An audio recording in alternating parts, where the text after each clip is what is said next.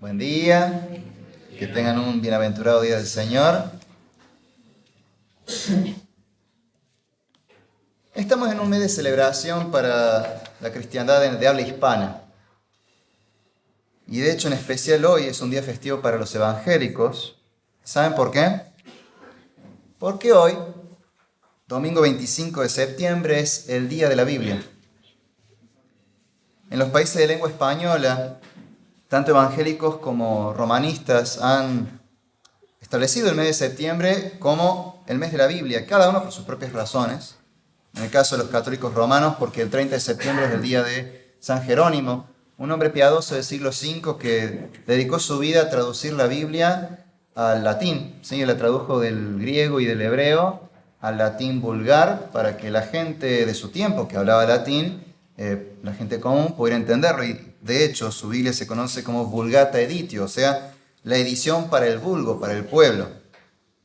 Desde entonces, la Vulgata ha sido el texto oficial de la Biblia de la Iglesia Católica Apostólica Romana por mucho tiempo.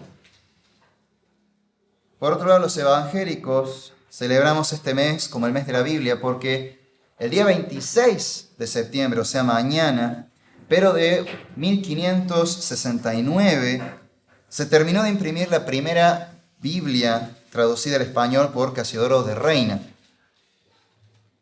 La llamada Biblia del oso. La gente la apodó de ese modo porque en la tapa tenía en el diseño un oso comiendo miel, alusión a varios versículos bíblicos que se refieren a la palabra de Dios como dulce, como la miel.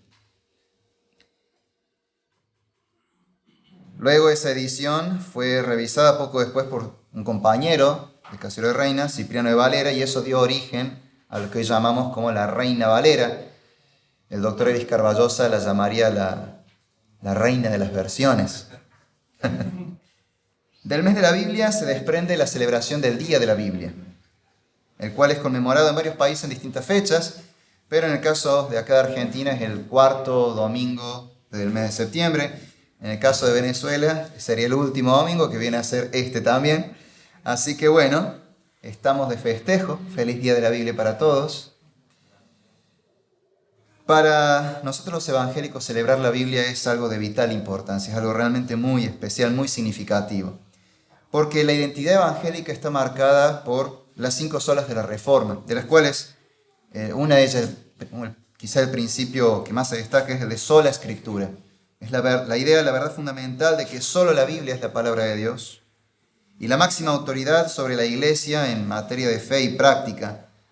De manera que ninguna otra enseñanza, ninguna otra práctica que contradiga las Escrituras puede ser parte de la vida del creyente. Y esto es tan cierto que todas las 5 solas se derivan de la Biblia y han moldeado la tradición evangélica. El evangélico se caracteriza por ser un pueblo muy apegado a la Biblia.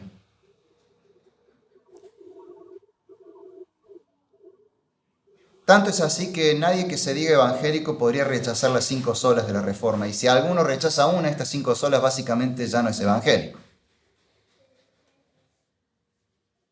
Podrá ser quizás otra cosa, otro tipo de denominación, pero evangélico definitivamente no es. La Biblia es tan importante para nosotros los evangélicos que la reforma que nos dio origen comenzó precisamente cuando los maestros de la palabra se volvieron a la Biblia y recuperaron el Evangelio de Dios. Lo desempolvaron de un tiempo de olvido, cubierto por tradiciones vanas que contradecían las Escrituras. Y al volver a las Escrituras, recuperaron el Evangelio. En esa época el lema de los intelectuales cristianos era ad fontes, que significa a las fuentes, indicando que la iglesia debía ir de vuelta a sus orígenes, a sus fuentes, para conducirse por el camino indicado por Dios, ya que el conocimiento sólido de Dios y de su voluntad depende de las fuentes más antiguas y fundamentales del cristianismo.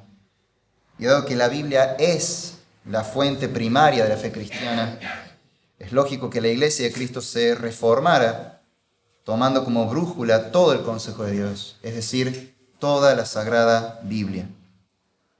Y esto mismo es lo que Dios, nuestro Señor, nos ha ordenado en su bendita y sagrada palabra desde el principio por medio de sus profetas y apóstoles, que permanezcamos fieles a las Escrituras como nuestra regla de fe y vida. Pero el Señor no se limitó solamente a decirnos lo que debíamos hacer, sino que además nos dijo el porqué de ese asunto y asimismo nos advirtió de los peligros de desviarnos de la verdad de las Escrituras. Así que vamos a la Biblia, a 2 de Timoteo, capítulo 3. Segunda epístola del apóstol San Pablo a Timoteo, capítulo 3. Así dice la palabra de Dios. Pero debes saber esto, que en los últimos días vendrán tiempos difíciles, porque los hombres serán amadores de sí mismos, avaros, jactanciosos, soberbios, blasfemos, desobedientes a los padres, ingratos, irreverentes, sin amor, implacables, calumniadores, desenfrenados, salvajes, aborrecedores de lo bueno, traidores, impetuosos, envanecidos, amadores de los placeres en vez de amadores de Dios, teniendo apariencia de piedad, pero habiendo negado su poder, a los tales evita. Porque entre ellos están los que se meten en las casas y se llevan cautivas a las mujercillas cargadas de pecados, llevadas por diversas pasiones, que siempre están aprendiendo, pero nunca pueden llegar al pleno conocimiento de la verdad. Y así como Janes y Jambres se opusieron a Moisés, de la misma manera estos también se oponen a la verdad. Son hombres de mente depravada, reprochados en lo que respecta a la fe. Pero no progresarán más, pues su insensatez será manifiesta a todos, como también sucedió con la de aquellos dos. Pero tú has seguido mi esperanza, mi conducta, propósito, fe, paciencia, amor, perseverancia, mis persecuciones, sufrimientos como los que me acaecieron en Antioquía, en Iconio y en Listra. ¿Qué persecuciones sufrí? Y de todas ellas me libró el Señor. Y en verdad, todos los que quieren vivir piadosamente en Cristo Jesús serán perseguidos. Pero los hombres malos e impostores irán de mal en peor, engañando y siendo engañados. Tú, sin embargo, persiste en las cosas que has aprendido y de las cuales te convenciste, sabiendo de quiénes las has aprendido. Desde la niñez has sabido las sagradas Escrituras, las cuales te pueden dar la sabiduría que lleva a la salvación mediante la fe en Cristo Jesús. Toda Escritura es inspirada por Dios y útil para enseñar, para reprender, para corregir, para instruir en justicia, a fin de que el hombre de Dios sea perfecto, equipado para toda buena obra. Amén.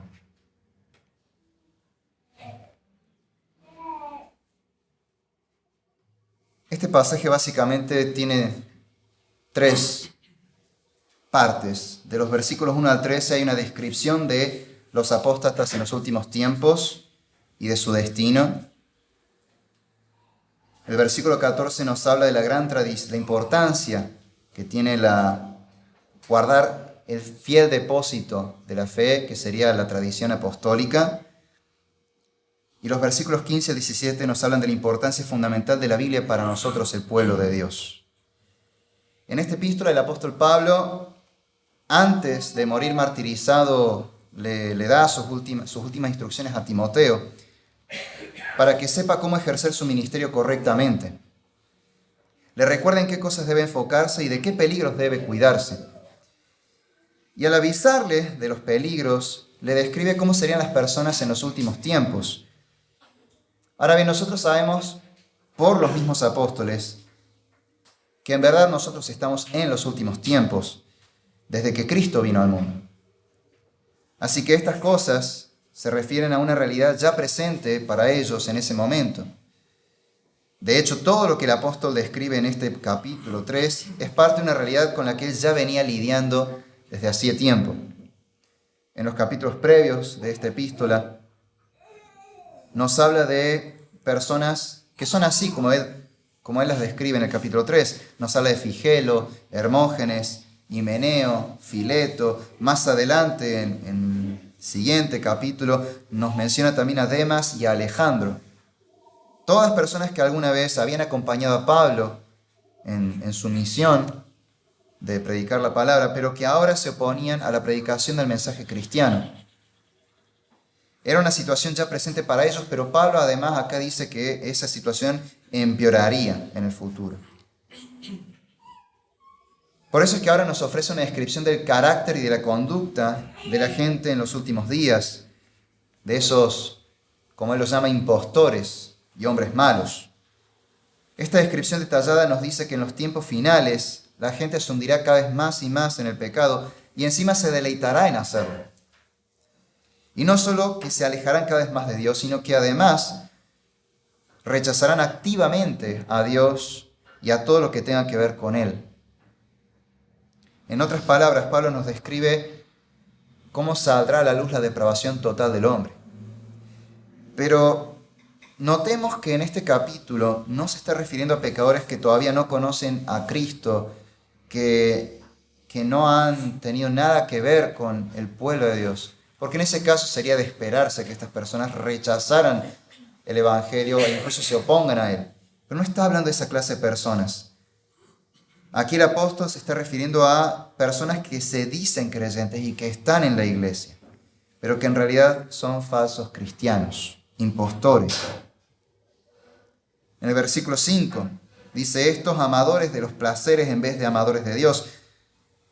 Son personas que tendrán apariencia de piedad, pero negarán la eficacia de ella.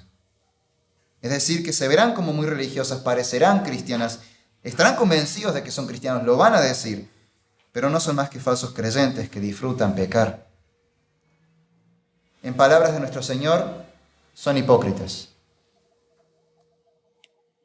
Uno de nuestros sabios y grandes maestros, el puritano Thomas Watson, supo escribir alguna vez acerca de estas personas y dijo: el hipócrita es piadoso en el templo, todos lo miran, pero es un extraño a la comunión secreta con Dios. Es un cristiano en la iglesia, pero en su closet de oración es un ateo. Son apóstatas que han abandonado la fe verdadera. Pero lo peor de todo es que no se limitan ellos solos a pecar, sino que arrastran a otros al pecado. Son transgresores que hacen transgredir, desviando a los otros en la iglesia, introduciendo en la iglesia enseñanzas y prácticas que Dios no ha ordenado y que además rechaza como paganas y mundanas. Estas personas confunden a los oyentes con sus ideas erróneas sobre Dios y sobre el cristianismo, descarrilándolos del camino que la Biblia nos ha enseñado. Y al inculcar esos errores, solo obtienen como resultado que aquellos que los siguen sin saberlo acaben deshonrando a Dios y crean en un ídolo y en un falso cristianismo, en un evangelio diferente. Por eso Pablo dice que entre ellos están los que se meten en las casas y se llevan cautivas a las mujercillas cargadas de pecados, llevadas por diversas pasiones, que siempre están aprendiendo, pero nunca pueden llegar al pleno conocimiento de la verdad. Y como si fuera poco, estos apóstatas se oponen tenazmente a la predicación de la sana doctrina, la critican tenazmente. Nos da el ejemplo de los que se opusieron a Moisés, y como Janes y Jambres se opusieron a Moisés, de la misma manera estos también se oponen a la verdad. Estos dos nombres, Janes y Jambres, es como la tradición rabínica llama a esos magos egipcios que trataron de imitar los milagros de Moisés para que así nadie le creyera a su mensaje. Los falsos creyentes odian la palabra de Dios y no quieren ser expuestos por ella. Así que desprecian a todo el que la enseña fielmente y rechazan todo intento por predicar la sana doctrina. Pero lo peor, lo más triste, es que muchas veces son genuinos cristianos inmaduros los que, sin saberlo, los siguen y los apoyan, oponiéndose a cristianos más maduros y fieles al Señor. Y así, al despreciar la sana doctrina, rechazan a Dios. Esas personas, esos hermanos más débiles, son víctimas de los falsos maestros. Y respecto a esos hermanos más pequeños que han caído presa de lobos vestidos de ovejas, el Señor nos dice en la epístola de Judas, en los versículos 22 y 23, tengan misericordia de algunos que dudan. A otros sálvenlos arrebatándolos del fuego, y de otros tengan misericordia, con temor, aborreciendo aún la ropa contaminada por la carne. Hermanos, seamos misericordiosos así como Dios es misericordioso. Y así como nuestro Señor se compadeció de nosotros y nos ha rescatado, y en muchos casos nos ha rescatado de malas iglesias, procuremos nosotros también corregir a los hermanos que están confundidos, que están siendo descarriados por culpa de los falsos maestros. Ahora bien, con estos falsos creyentes, ¿qué debemos hacer con tales personas cuando aparecen en la iglesia? Pablo le dice a Timoteo, y por lo tanto nosotros también, a los tales evita. Es categórico. Y es más, en las Escrituras se nos da autoridad para excomulgarlos y tenerlos por malditos de Dios. Porque, por ejemplo, en Gálatas capítulo 1, versículo 8, Pablo exhorta a la iglesia a tomar cartas en el asunto contra los falsos maestros y expulsarlos de la iglesia diciendo: pero si aún nosotros o un ángel del cielo les anunciara otro evangelio contrario al que les hemos anunciado, sea anatema, es decir, sea maldito. Esta es una autoridad que Cristo nos ha delegado a todos nosotros, su iglesia, para atar y desatar, para defender la pureza del evangelio y de su amada iglesia. Y aunque la verdad que duele ver miembros de la congregación irse en malos términos, es un mal necesario. Al tumor hay que extirparlo. Y es duro, pero es la palabra de Dios. Podríamos pensar que tal vez no hay necesidad de ser tan duros. Podríamos hasta decir: no, hay que amar a las personas. No hablemos de doctrina porque divide, hay que amar. Pero veamos qué es lo que dice el apóstol Juan, apodado el apóstol del amor. Primera de Juan, capítulo 2, versículos 18 y 19. Así dice el apóstol del amor: hijitos, es la última hora. Y así como oyeron que el anticristo viene, también ahora han surgido muchos anticristos. Por eso sabemos que es la última hora. Ellos salieron de nosotros, pero en realidad no eran de nosotros. Porque si hubieran sido de nosotros, habrían permanecido con nosotros. Pero salieron a fin de que se manifestara que no todos son de nosotros. Es para preservar a la iglesia. O sea que estos actos de disciplina en realidad son un acto de amor.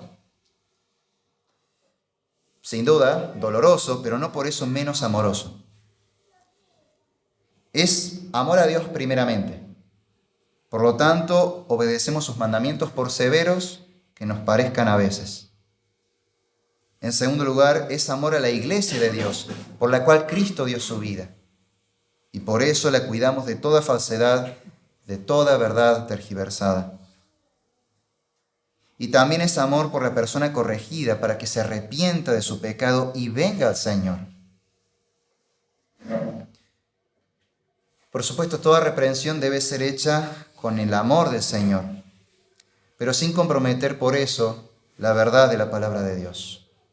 Pablo diría en la epístola a los Efesios que debemos hablar la verdad en amor. Y San Agustín de Hipona, padre y doctor de la iglesia, diría que la verdad debe ser dicha con amor, pero el amor nunca puede impedir que la verdad sea dicha. En algunas iglesias pasa que se escucha este discurso de no hablemos doctrina, que divide. Hay que ser empáticos, hay que amar al hermano, hay que ser empáticos. Así que no le digamos nada al hermano, no lo corrijamos, no hablemos de doctrina, seamos empáticos, amemos. Pero si sobarle el lomo a una persona y decirle que está todo bien cuando no está todo bien, ¿te parece que es ser empático y amoroso? Te digo que en realidad eso es todo lo contrario, es ser antipático y odiar a tu hermano.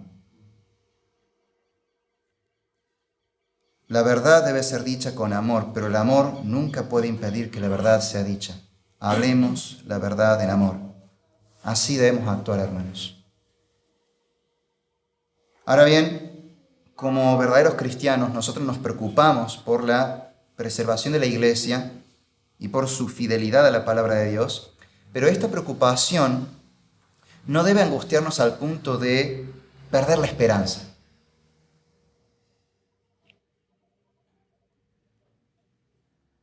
Ayer me contaban una anécdota de un hombre que decía: los cristianos los evangélicos me caen bien. Otros cristianos no, pero los evangélicos me caen bien. Porque son buena gente, realmente se nota que creen en Dios, buscan hacer el bien, son buena gente, me caen bien los evangélicos. A pesar de que el evangelicalismo moderno hoy está pasando por una crisis, aún así se mantiene ese buen testimonio de los evangélicos. Pero la razón para no perder la esperanza no radica en ese buen testimonio general que todavía se siente, sino que radica en lo que el apóstol nos dice aquí en la Escritura. En este pasaje nos dice que Dios juzgará a los falsos creyentes. En el versículo 9 dice: pero no progresarán más, pues su insensatez será manifestada a todos, como también sucedió con la de aquellos, refiriéndose a estos magos egipcios que después fueron humillados y todo el mundo supo que sus dioses no eran verdaderos. Y más adelante en el versículo 13 dice: pero los hombres malos e impostores irán de mal en peor, engañando y siendo engañados. Dios, que es el soberano y está al control de todas las cosas, se encargará en persona de desenmascarar y poner en evidencia el error, y Él juzgará a los falsos maestros y los falsos creyentes. Condenará a los apóstatas, dejando que se extravíen más en su propia perdición que ellos solos se causaron, y los hará pagar las consecuencias de sus propios pecados. Mientras tanto, Dios preserva a su pueblo y nos manda a nosotros a perseverar en su camino. En los versículos 10 al 12 dice: pero tú has seguido mi enseñanza, mi conducta, propósito, fe, paciencia, amor, perseverancia, mis persecuciones, sufrimiento como los que acaecieron en Antioquía, en Iconio y en Listra. ¿Qué persecuciones sufrí? De todas ellas me libró el Señor. Y en verdad todos los que quieren vivir piadosamente en Cristo Jesús serán perseguidos. Dios preserva a su pueblo y nos llama a seguir sus enseñanzas fielmente. Y en el versículo 14 nos dice: tú, sin embargo, persiste en las cosas que has aprendido y de las cuales te convenciste, sabiendo de quiénes las has aprendido. En otras palabras, nos está diciendo: aunque la mayoría abandone la fe bíblica, tú sigue firme. No será fácil, habrá motivos para desanimarnos, tal vez seamos pocos y nos sintamos solos, pero no estamos solos. Dios está con nosotros. Y Él tiene un remanente fiel, al cual Él preserva fielmente. Sí, no, tal vez puede que nos sintamos tentados a imitar los errores de las falsas iglesias que han apostatado de las enseñanzas de Cristo. Nos sentiremos tentados, pero debemos permanecer fieles a lo que Dios ha ordenado en su palabra, a no innovar si Dios no lo aprueba. Y sí, seremos criticados por otros cristianos más liberales y progresistas, precisamente porque permanecemos fieles a Dios y a su palabra. Nos dirán anticuados, aburridos, sin el fuego del Espíritu, estancados en el tiempo, fanáticos, mentes cerradas, cabeza de termo. Pero no importa. Sí vamos a tener oposición y quizás algún día tengamos que pasar persecución, pero Dios nos sostendrá y guardará siempre. Si verdaderamente somos discípulos de Cristo, debemos pagar el precio por seguirle.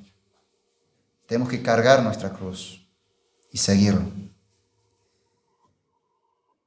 Uno de los primeros cristianos que fue discípulo de los apóstoles San Ignacio decía, él murió martirizado por defender la verdad del Evangelio, por permanecer fiel hasta la muerte.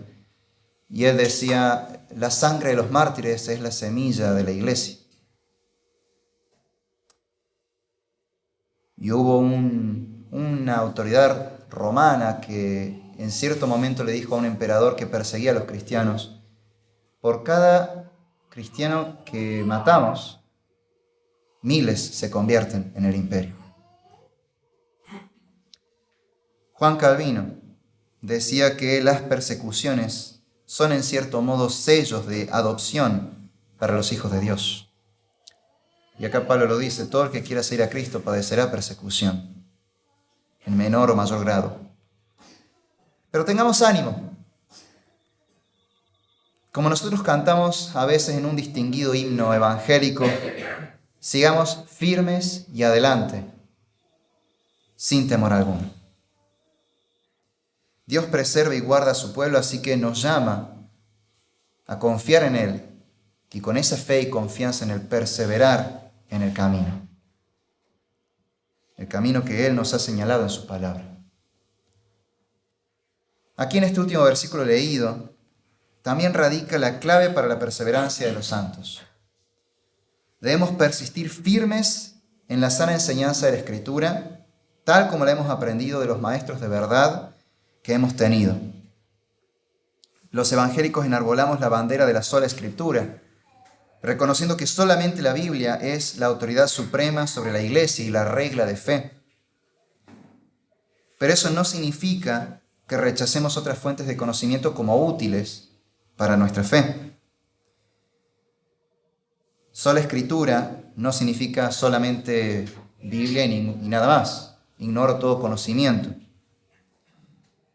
¿Y a qué me refiero con esto? Me refiero a que contamos con la ayuda de la gran tradición de la Iglesia para confirmar nuestra interpretación de la Biblia. Recordemos que el apóstol Pedro dijo en la Sagrada Escritura que la Sagrada Escritura, la Biblia, no es de interpretación privada. No es que la Biblia la escribió un grupo de religiosos y pensadores, filósofos, que un día se propusieron escribir un libro con sus ideas y opiniones personales acerca de Dios y de la religión. Mucho menos es el resultado de reuniones secretas de conspiradores que se juntaron a cambiar la Biblia a su gusto, según una perversa agenda que tenían para dominar al mundo.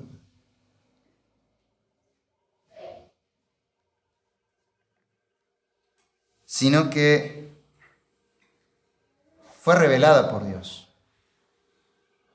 De ninguna manera entonces la Biblia está disponible para que cada uno la entienda como quiera. Hay maneras de estudiar la Biblia para interpretarla correctamente. Hay palabras que por ahí escuchamos, que mencionamos, que son la hermenéutica, la exégesis. Y son esas maneras, esas herramientas que tenemos para asegurarnos de que al leer la Biblia realmente estamos extrayendo de ella lo que Dios de verdad dice. Y no que estamos imponiéndole por la fuerza una opinión personal totalmente ajena a la palabra de Dios. Y además, cuando por ahí tengamos dudas de si de verdad estoy entendiendo correctamente, podemos recurrir a otros recursos como la historia, la arqueología, la antropología, y de manera especial a la amplia tradición cristiana. En Deuteronomio capítulo 32, versículo 7, Moisés le dijo al antiguo Israel: acuérdate de los días pasados, considera los años de todas las generaciones. Y fíjense lo que dice ahora: pregunta a tu padre, y él te lo hará saber, a tus ancianos, y ellos te lo dirán. Preguntémonos, entonces, cómo es que la Iglesia ha interpretado a lo largo del tiempo y a través del mundo el pasaje que estoy leyendo. Si la idea que yo comprendo acá realmente otros cristianos también la han entendido de la misma manera. Lo más probable es que si me vengo con algo nuevo es que yo esté equivocado. Además, al recurrir a este saber, acumulado de otros hermanos a lo largo del mundo y a lo largo del tiempo, nos sorprenderemos al ver que muchas veces muchos problemas, muchas dudas que hoy tenemos, en realidad ya fueron resueltas hace mucho tiempo, porque Dios, que es fiel, ha preservado la verdad en su pueblo, en todo tiempo y en todo lugar. Así que solo tenemos que volver a atender ese legado que hemos recibido de nuestros padres, los cristianos que nos han precedido. Como cristianos, nuestro legado es grande y ha sido preservado y transmitido de generación en generación por medio de la tradición de la Iglesia. En esta misma epístola, Pablo nos habla acerca de este querigma, esta tradición, y de lo importante que es recibirla e inculcarla, que no es cualquier tradición, es la tradición apostólica, es decir, las enseñanzas de la Biblia tal como los apóstoles mismos nos las han transmitido. Pablo le dice a Timoteo: lo que has oído de mí en presencia de muchos testigos, eso encarga a hombres fieles que sean capaces de enseñar también a otros, en el capítulo 2, versículo 2 de esta misma epístola. Y en el pasaje central que leímos en el capítulo 3, en el versículo 14, dice: persiste en las cosas que has aprendido y de las cuales te convenciste, sabiendo de quiénes las has aprendido. Se trata de la tradición que mantiene fielmente, la correcta interpretación de la palabra de Dios, tal y como la enseñaron los apóstoles de Jesucristo desde el principio. Por eso esa tradición es importante, es buena y es necesaria para la vida de la Iglesia de Cristo. Porque toda la fe de la Iglesia cristiana está edificada sobre el fundamento de los apóstoles y profetas, siendo Cristo Jesús la piedra angular, como dice Efesios 2:20. Una gran debilidad del evangelicalismo moderno es su abandono de las raíces evangélicas, lo que ha desconectado a muchos evangelicalistas de la tradición cristiana evangélica, histórica. Muchas veces pensando erróneamente que por tradición nos referimos siempre al papismo, al romanismo, o que toda tradición es tradición de hombres y por lo tanto es mala. Pero no debemos confundirnos. Los evangélicos también tenemos nuestras tradiciones, pero son tradiciones reformadas, tradiciones estrechamente ligadas a la fe histórica de toda la cristiandad, fieles a las Escrituras, libres de los abusos y errores que se han tratado de introducir a lo largo del tiempo. Justamente ahora los estudiantes del seminario están leyendo unos capítulos de Institución de la Religión Cristiana de Juan Calvino. Y en ese libro es notable cómo el reformador recurre muchas veces a la tradición cristiana, a la patrística, a los padres de la Iglesia, para probar que lo que él está enseñando en ese libro no es una idea de él acerca de Dios, no es su interpretación privada de la Biblia, sino que es lo que la Iglesia siempre ha creído y siempre ha predicado y siempre ha vivido en todo tiempo y en todo lugar. Es lo que la Iglesia ha sostenido fielmente a lo largo de los siglos y milenios. Así que usada apropiadamente, la tradición es de edificación para el pueblo de Dios. Contamos con los credos, las confesiones, los catecismos, con libros de otros autores cristianos. Y nosotros, como bautistas particulares, bautistas reformados, también tenemos documentos históricos que nos instruyen sobre la Escritura. Por ejemplo, por acá tengo... Uy, ¿se me fue? Está acá. Por ejemplo, tenemos la Confesión Bautista de Fe de 1689, la Segunda Confesión de Londres, que básicamente es un resumen de cómo creemos los bautistas, es nuestra carta de presentación. También contamos con el Catecismo de Spurgeon, otro pastor bautista, y como este hay muchos otros catecismos bautistas, catecismos mayores, catecismos menores para niños, para adultos. Estos dos se pueden adquirir gratis y a domicilio, te lo traen por la página de Chapel Library, lo piden y les llega. Y si no, pueden hablar con biblioteca que dé una mano en eso, si no saben cómo hacerlo. Pero tenemos estos recursos, entre muchos otros. Usémoslos. Eso sí, cabe aclarar que esta gran tradición cristiana no es igual a la Biblia, ni tampoco está por encima de ella. Todo lo contrario, depende de la Biblia y se subordina a ella. La tradición no está diseñada para interpretar la Biblia fuera de la Biblia, sino que está diseñada para mantenernos dentro de la Biblia. La tradición no interpreta la Biblia, sino que en realidad la explica. O mejor dicho, transmite y preserva la explicación y la aplicación fieles de la Sagrada Escritura. Porque en realidad es la Biblia la que se interpreta a sí misma. De lo que se encarga la tradición es de marcarnos los límites por donde debemos andar, para que no nos desviemos ni a diestra ni a siniestra de la Biblia. Y prueba de ello es que cada vez que un cristiano o toda una congregación se han olvidado de la tradición evangélica, terminaron convirtiéndose en sectas, cayendo en herejías o apostatando de la fe. En cambio, los que prestaron atención a sus tradiciones bíblicas, no a cualquier tradición, sino a las tradiciones bíblicas, siempre volvieron a la Biblia y a Dios. Es lo que pasó con la Reforma que nos dio origen.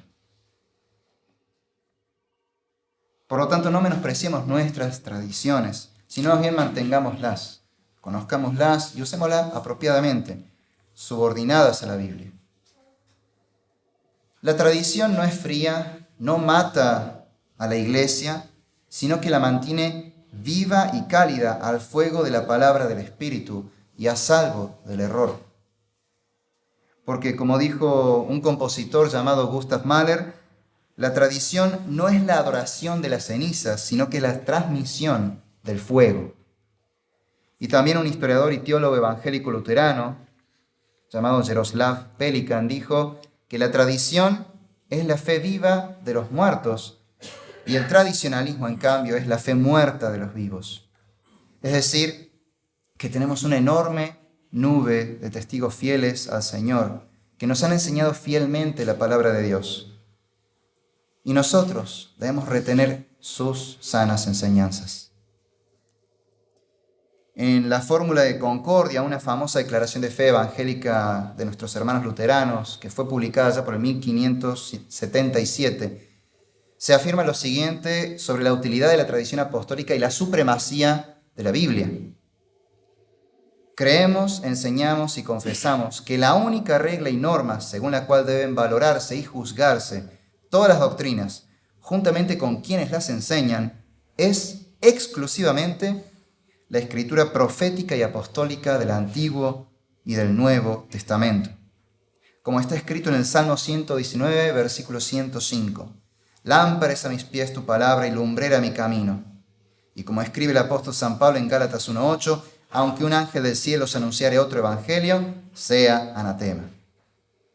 Otros escritos, empero, de teólogos antiguos o modernos, sea cual fuere el nombre que lleven, no deben considerarse iguales a la Sagrada Escritura, sino que todos ellos deben subordinarse a la misma y no deben admitirse en otro carácter y alcance, sino como testigos de ella, para demostrar de qué modo y en qué lugar fue conservada esta doctrina de los profetas y apóstoles en los tiempos postapostólicos. Por lo tanto, hermanos, perseveremos en la palabra de Dios. Y sí nos va a ser útil preservar la tradición cristiana y ella nos va a preservar a nosotros de alguna manera. O mejor dicho, Dios nos preservará a nosotros por medio de las enseñanzas fieles de la Biblia que son conservadas por una tradición que sea bíblica. Hasta aquí hemos hablado de lo que Pablo nos enseña sobre la apostasía que vemos en la iglesia ahora en los últimos tiempos, sobre el juicio de Dios, sobre los apóstatas, sobre la preservación de la iglesia por obra de Dios, la perseverancia de los verdaderos creyentes, quienes fielmente practican y enseñan las Escrituras. Ahora vamos a ver la razón por la que debemos perseverar en la predicación y obediencia de la sana doctrina de toda la Biblia. Veamos la importancia de la Biblia. No podemos irnos del templo en este día de la Biblia sin haber reflexionado en el valor fundamental que la Biblia tiene para los cristianos todos, en especial para los evangélicos, los que creemos en la sola Escritura. Leamos de nuevo los versículos 15 al 17 de este capítulo 3 de 2 Timoteo. Pablo dice: desde la niñez has sabido las Sagradas Escrituras, las cuales te pueden dar la sabiduría que lleva a la salvación mediante la fe en Cristo Jesús. Toda Escritura es inspirada por Dios y útil para enseñar, para reprender, para corregir, para instruir en justicia, a fin de que el hombre de Dios sea perfecto, equipado para toda buena obra. Aquí tenemos tres grandes motivos por los cuales la Biblia es fundamental para todo cristiano. En primer lugar, la Biblia es importante porque se centra en el Evangelio de Jesucristo. Las Sagradas Escrituras nos dan la sabiduría que lleva a la salvación mediante la fe en Cristo Jesús. La Biblia es cristocéntrica. Toda la Biblia nos apunta hacia Cristo y hacia la cruz. Como le dice Pablo a los Corintios: pues me propuse no saber entre vosotros cosa alguna sino a Jesucristo y a este crucificado. Los profetas desde Moisés hasta Malaquías, pasando por los Salmos y toda la literatura poética y sapiencial, nos resaltan la centralidad de la cruz. Porque Cristo es el fin de la ley para justicia a todo aquel que cree, dice Pablo a los romanos. Y nuestro mismo Señor nos dijo que toda la Escritura se refiere a Él y se cumple totalmente en Él. Cuando se le apareció a unos discípulos en el camino de Emaús, los reprendió por su incredulidad y les explicó todo. Leamos Lucas capítulo 24, el último capítulo del Evangelio de Lucas. Lucas capítulo 24, versículos 25 al 27. Entonces Jesús les dijo: oh insensatos y tardos de corazón para creer todo lo que los profetas han dicho. ¿No era necesario que el Cristo padeciera todas estas cosas y entrara en su gloria? Y comenzando por Moisés y continuando con todos los profetas, les explicó lo referente a él en todas las Escrituras. Y más adelante, en los versículos 44 al 48, leemos que de nuevo les explicó a los 11 apóstoles, en este caso, cómo todo el Antiguo Testamento nos habla acerca de Jesucristo y de su obra en la cruz y de su muerte y resurrección. Después Jesús les dijo: esto es lo que yo les decía cuando todavía estaba con ustedes, que era necesario que se cumpliera todo lo que sobre mí está escrito en la ley de Moisés, en los profetas y en los salmos. Entonces les abrió la mente para que comprendieran las Escrituras y les dijo: así está escrito, que el Cristo padeciera y resucitara de entre los muertos al tercer día, y que en su nombre se predicará el arrepentimiento para el perdón de los pecados a todas las naciones, comenzando desde Jerusalén. Y ustedes son testigos de estas cosas. Por eso todos los apóstoles siempre predicaron a Cristo crucificado. Para el pueblo judío una blasfemia, para los gentiles una locura, pero para nosotros los llamados, tanto judíos como gentiles no judíos, Cristo es precioso, es poder de Dios y sabiduría de Dios. Por lo tanto, hermanos, nosotros debemos interpretar y enseñar la Biblia cristocéntricamente. Porque así es la Biblia. Porque así predicaron los apóstoles de nuestro Señor. Porque así ha hablado siempre la Iglesia de Cristo. Porque ese es el único modo de poder entender correctamente las Sagradas Escrituras. La palabra de Dios es cristocéntrica. Esa es la primera razón por la cual la Biblia es importante para nosotros. ¿Y de qué trata la Biblia? La Biblia se trata del Evangelio de Jesús, el Cristo, el Hijo de Dios. Todo comienza en la creación del universo. Dios hizo todas las cosas sumamente bueno y con el propósito de glorificarlo a Él. A nosotros nos dio la responsabilidad de administrar la creación como reyes y sacerdotes para Dios, de tal manera que todo honrara al Rey del universo, al Creador, y en recompensa nosotros vivíamos en la presencia de Dios y bajo la bendición de Dios. Pero nos llenamos de soberbia y nos rebelamos contra Dios. Quisimos ser nosotros los que decidiéramos qué estaba bien y qué estaba mal, y cómo se debían hacer las cosas. Quisimos reescribir la historia y poner nuestras propias reglas. Nos apartamos de Dios y nos colocamos bajo su justo juicio, bajo su ira. Y ahora nos espera la paga del pecado, que es la muerte eterna.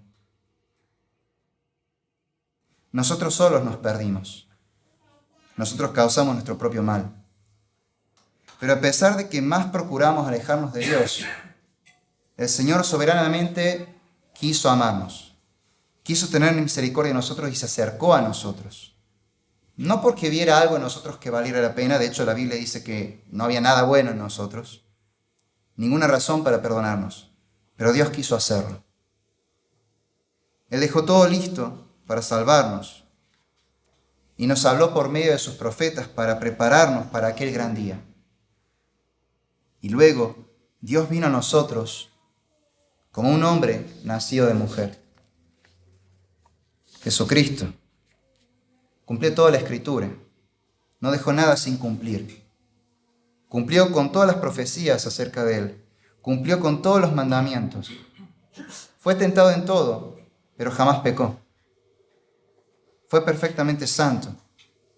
Y luego entregó su vida como sacrificio perfecto para limpiarnos de nuestros pecados. Por eso murió en la cruz. Pero como Él es el justo y es Dios, la muerte no tenía derecho a retenerlo. Y Jesús resucitó y vive para siempre. Él vivió la vida que nosotros no podemos vivir. Y murió la muerte que nosotros no queremos morir. Y Él hizo todo esto por amor y para salvarte. Lo que Él ahora te exige es que te arrepientas de tus pecados, que abandones tu vida alejada de Dios y creas en Jesucristo, y que Él verdaderamente puede salvarte del juicio y de la condenación. Desde la niñez has sabido las Sagradas Escrituras, las cuales te pueden hacer salvo para la salvación, mediante la fe en Cristo Jesús. Esta es la primera razón por la que la Biblia es importante para nosotros. Es la razón por la que hoy celebramos la Biblia, porque en ella está la salvación por la fe en Jesús, el Señor nuestro Dios.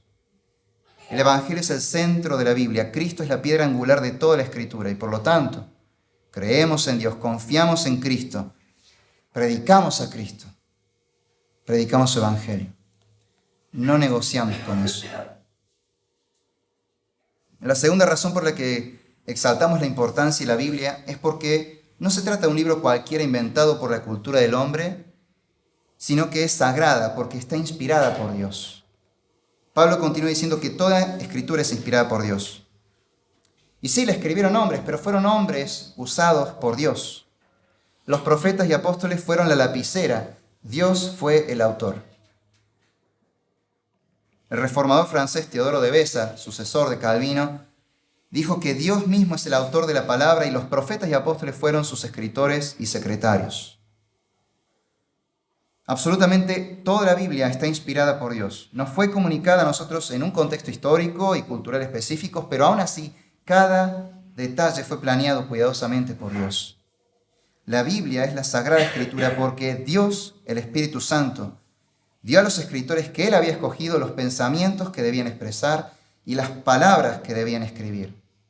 Por lo tanto, la Biblia es la verdadera palabra de Dios, sin error.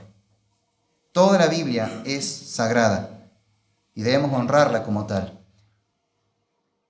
Debemos tener cuidado de no idolatrar el libro, pero sí honremos la Biblia. Yo, por ejemplo, tengo la costumbre de decir que si tengo varios libros apilados, la Biblia está arriba de todos. No me gusta poner a otra cosa arriba, no la uso de posavasos. Es una forma que yo tengo. Pero sobre todas las cosas, vamos a honrar la palabra de Dios si la leemos, la creemos y la obedecemos. Los cristianos, junto con los judíos, somos llamados el pueblo del libro, por una razón bastante obvia. Pero comprendan que nosotros somos pueblo del libro en tanto y en cuanto leamos, creamos y pongamos en práctica lo que dice el libro sagrado. Así que honremos de esa manera las Sagradas Escrituras. La tercera y última razón por la que celebramos la Biblia y la tenemos en tan alta estima es porque este antiquísimo libro es eterno y no pasa de moda jamás, sino que siempre es útil. Es una guía práctica y una fuente inagotable de sabiduría para todo en la vida. Nuestro pasaje concluye diciendo que la Biblia es útil para enseñar, para reprender, para corregir, para instruir en justicia, a fin de que el hombre de Dios sea perfecto y equipado para toda buena obra. En la Biblia Dios nos provee de toda una cosmovisión, de todo un marco exhaustivo de creencias básicas, personales, sobre la naturaleza de todas las cosas. Nos enseña a ver el mundo con los ojos de Dios.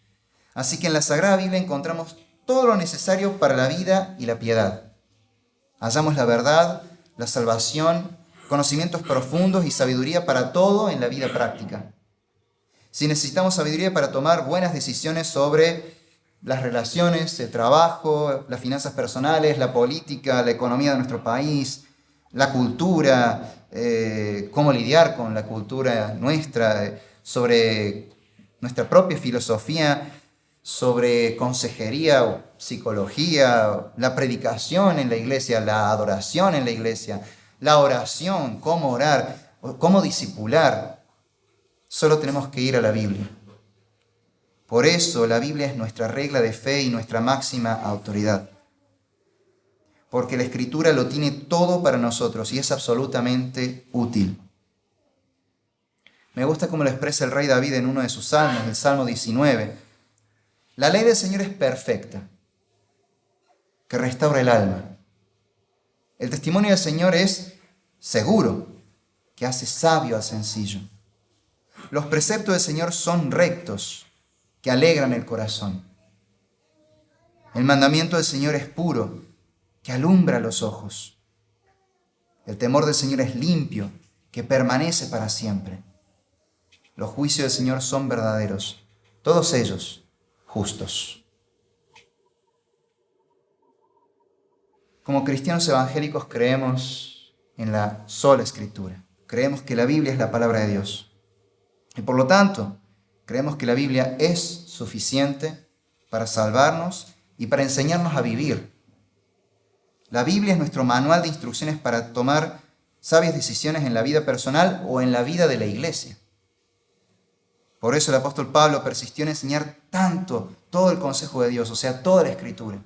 Cuando él se despedía de los ancianos de la iglesia de Éfeso, les dijo: bien saben cómo no rehuí declararles a ustedes nada que fuera útil y de enseñarles públicamente y de casa en casa, pues no rehuí declararles todo el propósito, todo el consejo de Dios, o sea, toda la Biblia.